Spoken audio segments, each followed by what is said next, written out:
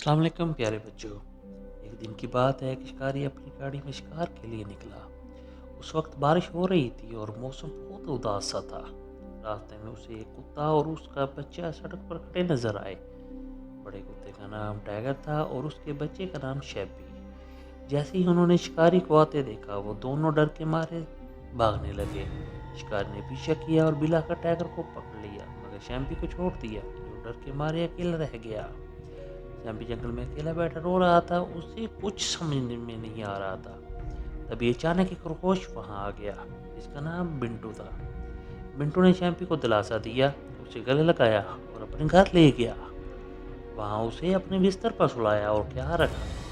رفتہ رفتہ شیمپی اور بنٹو اچھے دوست بن گئے۔ وہ دونوں جنگل میں کھیلتے کودتے اور خوش رہنے لگے۔ لیکن ایک رات شیمپی کو اپنے والد ٹائگر کی یاد آئی، وہ رونے لگا اور بنٹو کو ساری کہانی بتائی۔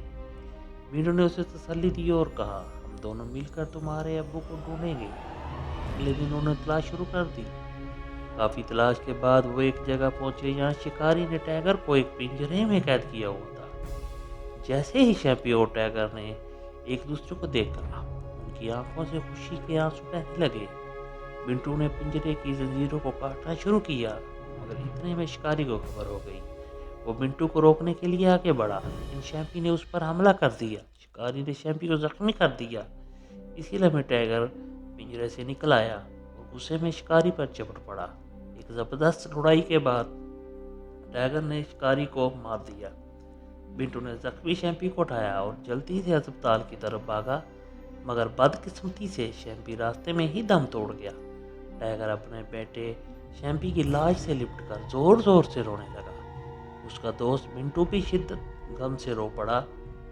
یہ کہانی ہمیں سکھاتی ہے کہ دوستی، قربانی اور والدین کی محبت سب سے قیمتی چیزیں ہیں۔